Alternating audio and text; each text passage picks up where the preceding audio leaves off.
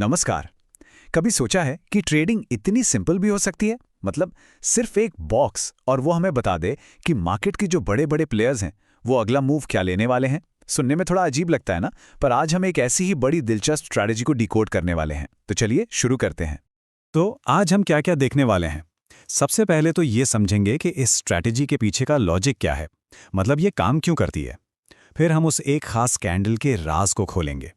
इसके बाद हम देखेंगे कि जब मार्केट ऊपर जा रहा हो तो क्या करना है और जब नीचे गिर रहा हो तब क्या करना है। और हाँ, सबसे ज़रूरी, आखिर में ये भी सीखेंगे कि इन ट्रेड्स को लेना कैसे है और बेहतर कैसे बनाना है। ये जो बात स्क्रीन पर लिखी है ना, समझिए कि पूरी स्ट्रैटेजी का सार इसी में है।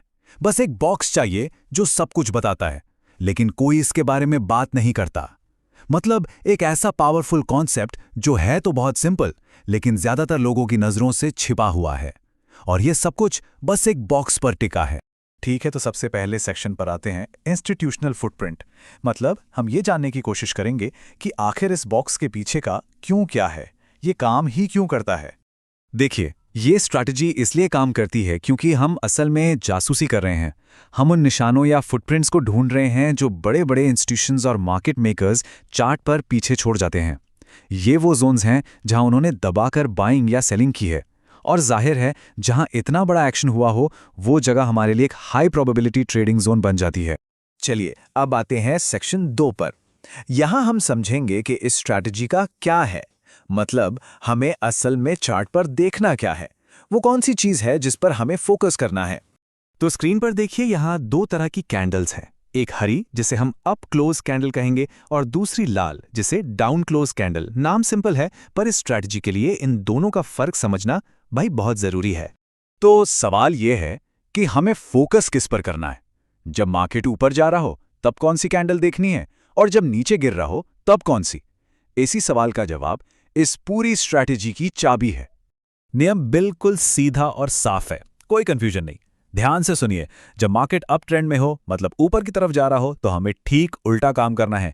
हमें लाल कैंडल्स पर फोकस करना है, ये हमारे लिए सपोर्ट बनेंगी। और जब मार्केट डाउन ट्रेंड में हो, यानी नीचे गिर रहा हो, तो हमें हरी कैंडल्स पर नजर रखनी है, ये हमारे लिए रेजिस्टेंस का काम करेंगी। और हाँ, एक जरूरी बात, जब मार्केट साइडवेज हो तो इस स्ट्रैटेजी से दूर रहना ही बेहतर है। अब बात आती है बॉक्स बनाने की। देखिए, इसके 3 तरीके हैं, लेकिन हम लोग सबसे स्मार्ट वाले तरीके पर ही फोकस करेंगे जहां प्रोबेबिलिटी सबसे ज्यादा होती है। यह है विक से बॉडी तक का तरीका।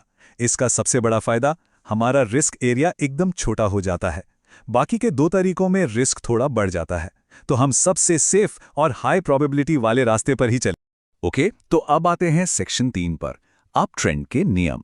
चलिए अब प्रैक्टिकल बात करते हैं और इसे स्टेप बाय स्टेप समझते हैं कि आखिर करना क्या है। तो स्टेप नंबर 1, सबसे पहले तो ये पक्का करें कि मार्केट एक क्लियर अप ट्रेंड में है। अब इस अप ट्रेंड के बीच में हमें उन अकेली लाल कैंडल्स को ढूंढना है।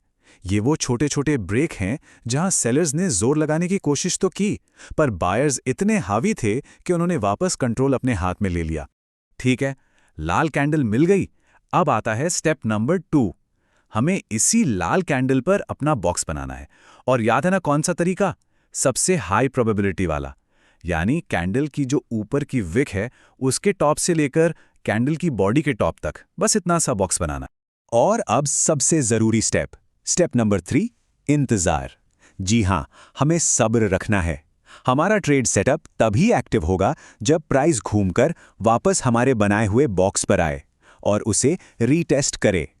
ये बॉक्स अब एक नए सपोर्ट लेवल की तरह काम करेगा। अच्छा, एक सवाल मन में आ सकता है, क्या होगा अगर एक की जगह 2 लाल कैंडल्स एक साथ बन जाएं? तब तो कंफ्यूजन हो जाएगा कि भाई बॉक्स किस पे बनाएं, पहली वाली पर या दूसरी वाली पर।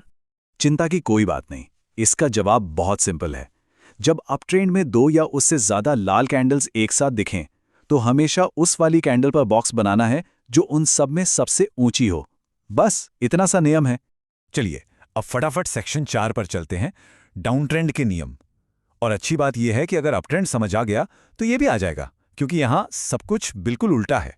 तो डाउन ट्रेंड में स्टेप नंबर 1 क्या होगा? यहां हम लाल नहीं बल्कि हरी कैंडल्स को ढूंढेंगे। ये वो पल होते हैं जहां बायर्स ने थोड़ी हिम्मत दिखाई और प्राइस को ऊपर ले जाने की कोशिश की, लेकिन सेलर्स का दबाव इतना ज्यादा था कि वो कामयाब नहीं हो पाए। स्टेप नंबर 2, बॉक्स बनाना।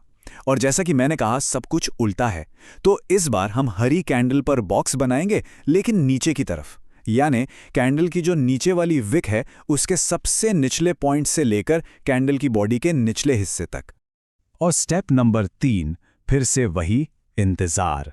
हमें प्राइस के वापस ऊपर आके हमारे बॉक्स को रीटेस्ट करने का वेट करना है। इस बार ये बॉक्स एक सपोर्ट की तरह नहीं बल्कि एक रेजिस्टेंस, एक छत की तरह काम करेगा, जहां से सेलर्स दोबारा एक्टिव हो सकते हैं। ओके, तो अब हम पहुंच गए हैं अपने आखिरी और सबसे जरूरी सेक्शन पर। अब तक हमने थ्योरी समझी, अब बारी है इसे प्रैक्टिस में लाने की। चलिए देखते हैं कि ट्रेड्स को लेना कैसे है। ये जो टेबल स्क्रीन पर है, ये समझिए हमारे ट्रेड का पूरा गेम प्लान है, एकदम क्लियर कट। अप ट्रेंड में जैसे ही प्राइस बॉक्स को रीटेस्ट करे, हम बॉक्स के ऊपरी किनारे पर एंट्री लेंगे। स्टॉप लॉस कहाँ होगा? बॉक्स के ठीक नीचे। और डाउन ट्रेंड में सब कुछ उल्टा, बॉक्स के निचले किनारे पर एंट्री और स्टॉप लॉस बॉक्स के ठीक ऊपर। और हमारा टारगेट दोनों ही केस में कम से कम 2R का प्रॉफिट टारगेट होगा। अब ये 2R क्या भला है, चलिए इसे अगली स्लाइड में समझते हैं। तो ये 2R मल्टीपल क्या चीज़ है? ये बहुत ही सिंपल लेकिन पावरफुल कॉन्सेप्ट है। R का मतलब है रिस्क, तो 2R का मतलब हुआ जितना हम रिस्क ले रहे हैं उसका कम से कम 2 गुना प्रॉफिट कमाने का टारगेट रखेंगे। जैसे अगर एक ट्रेड में हमारा स्टॉप लॉस 100 रुपये का है, तो हमारा प्रॉफिट टारगेट कम से कम 200 रुपये का होना चाहिए। ये एक बहुत ही अच्छा रिस्क रिवॉर्ड मैनेजमेंट का तरीका है। अब एक प्रो टिप, क्या इस स्ट्रैटेजी को और भी ज़्यादा पावरफुल बनाया जा सकता है? बिल्कुल। सोचकर देखिए, अगर हमारा ये 1 बॉक्स किसी ऐसे लेवल पर बने जो पहले से ही एक मजबूत सपोर्ट या रेजिस्टेंस रहा हो, तो क्या होगा? हमें ट्रेड लेने का एक और कारण मिल गया। जब एक ही ट्रेड के लिए कई कारण एक साथ मिल जाते हैं तो उसे टेक्निकल भाषा में कॉन्फ्लुएंस कहते हैं, और ये हमारे ट्रेड के जीतने की संभावना को कई गुना बढ़ा देता। तो जाते जाते एक सवाल छोड़ जाता हूं जिस पर जरूर सोचिएगा। आज के मार्केट्स कितने कॉम्प्लेक्स हैं, कितनी चीजें बदलती रहती हैं। तो ऐसे में क्या ये हो सकता है कि सबसे सिंपल दिखने वाली स्ट्रैटेजी ही असल में सबसे ज्यादा पावरफुल हो? इस बारे में सोचना वाकई में काफी दिलचस्प है।